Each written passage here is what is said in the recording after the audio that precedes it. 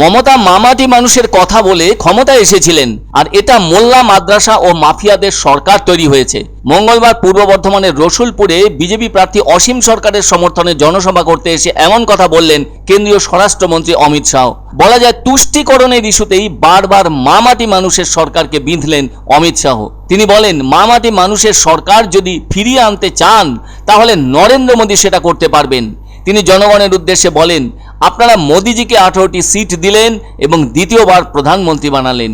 সেই মোদিজি 5 বছরের মধ্যেই রাম মন্দিরের কেস জিতলেন, ভূমি পুজো করলেন আর প্রাণ প্রতিষ্ঠা করে জয় শ্রীরাম করে দিলেন। তবে এদিন পূর্ব বর্ধমানের মেমারিতে তার সভাকে ঘিরে জনারণ্য লক্ষ্য করা যায়। এদিকে এই লোকসভার অন্তর্গত 138টি শিব মন্দির, সিদ্ধেশ্বরী কালী মন্দির, সর্বমঙ্গলা মন্দির, বাবা ভোলারাজ মন্দির অর্থাৎ সমস্ত মন্দিরের প্রতি প্রণাম করে জনসভার উদ্দেশ্যে বক্তব্য শুরু করলেন স্বরাষ্ট্রমন্ত্রী অমিত শাহ।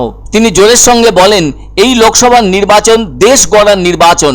বাংলার মানুষকেই ঠিক করতে হবে তারা রামরাজ্য চাইছেন না পরিবার রাজ চাইবেন। মনে রাখবেন, নরেন্দ্র মোদীকে আবার প্রধানমন্ত্রী বানাতে চাইলে অসীম সরকারকে সাংসদ হিসাবে নির্বাচিত করুন। এর পাশাপাশি তিনি আরো বলেন, কংগ্রেস, তৃণমূল কংগ্রেস, কমিউনিস্ট সবাই মিলে রাম মন্দির নির্মাণ আটকে রেখেছিল। বাংলায় শৌচালয় পেয়েছে কয়েক কোটি মানুষ, আর 4 কোটি গরিবকে ঘর দেওয়ার কাজ করেছেন নরেন্দ্র মোদী। এছাড়াও কয়েক কোটি মানুষকে গ্যাসের সিলিন্ডার দেওয়ার কাজও নরেন্দ্র মোদী করেছেন বলে জানান অমিত শাহ। আবার নলসে জল পৌঁছানোর কাজও নরেন্দ্র মোদী করেছেন বলে জানান অমিত শাহ। এবার স্বরাষ্ট্রমন্ত্রী অমিত শাহ বলেন, পশ্চিমবাংলার মুখ্যমন্ত্রী ও তার ভাইপো দুজনেই বিজেপিকে ভয় পাচ্ছে। বিজেপি সভা করতে চাইলে হোটেল পাওয়া যাচ্ছে না, গাড়ি দেয় না। তাই মমতা ব্যানার্জি ও তার ভাইপো অভিষেক ব্যানার্জির বিদায় শুধুমাত্র সময়ের অপেক্ষা। এবার তিনি কেন্দ্রের বঞ্চনা প্রসঙ্গে মুখ্যমন্ত্রীর বিরুদ্ধে বলেন, নরেন্দ্র মোদী 10 লক্ষ কোটি টাকা বাংলায় বিকাশের জন্য পাঠিয়েছেন, আর মুখ্যমন্ত্রী বলে থাকেন সিবিআই, ইডি হেনস্থা করছে তাদেরকে। অমিত শাহ বলেন, তৃণমূল মন্ত্রীর বাড়ি থেকে লক্ষ লক্ষ টাকা উদ্ধারের ঘটনায় তাকে জেলে না অন্য কোথাও পাঠানো হবে বলে প্রশ্ন তোলেন তিনি।